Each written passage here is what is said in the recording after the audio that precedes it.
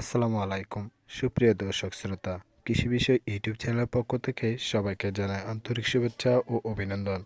সুপ্রিয় দর্শক শ্রোতা, আজকে আমি আপনাদের মাঝে তুলে ধরব কিভাবে আপনারা বেগুন চাষ করবেন।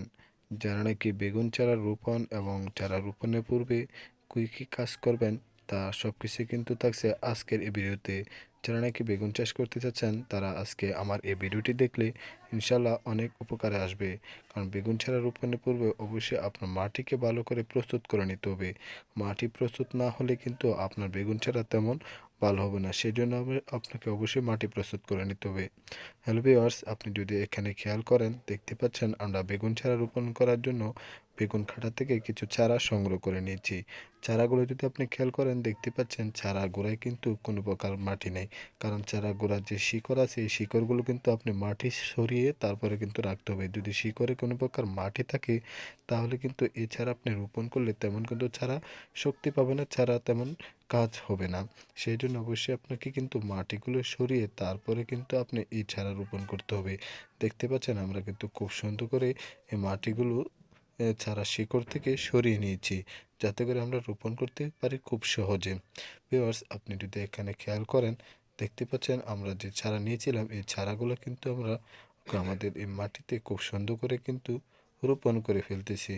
আপনি মাটিতে রোপণ করার সময় আপনি খেয়াল করতে হবে একটি নিড়ানি কাছির মাধ্যমে হালকা একটু গর্ত করে তারপরে কিন্তু আপনি চারাটি রোপণ করে দিবেন।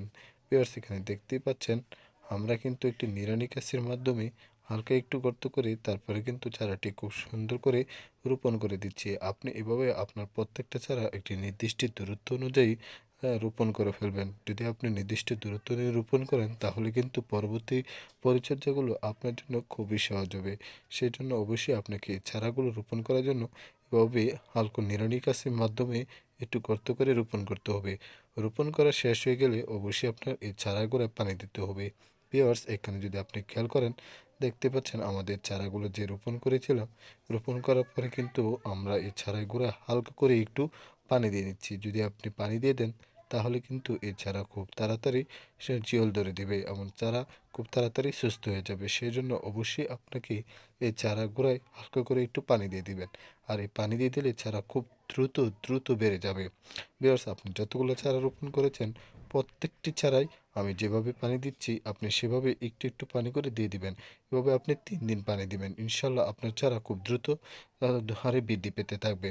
ভিউয়ার্স, আপনি দেখতে পাচ্ছেন এখানে আমাদের পানি দেওয়া শেষ হওয়ার পরে আমাদের চারা এখানে দেখতে পাচ্ছেন আমরা কিন্তু পুরো জমিতে কিন্তু বেগুন চারাগুলো রোপণ করে ফেলেছি। ভিউয়ার্স, আপনি যদি বেগুন চারা রোপণ করতে চান তাহলে আপনি এই পদ্ধতিতে বেগুন চারা রোপণ করতে পারেন। আর এই পদ্ধতিতে বেগুন চারা রোপণ করলে ইনশাল্লাহ আপনার প্রত্যেকটি চারায় পরিণত হবে। ভিউয়ার্স, পরবর্তী ভিডিও থাকছে আপনাদেরকে যে চারা পরিচর্যা নিয়ে। ধন্যবাদ ভিউয়ার্স, আসসালামু আলাইকুম।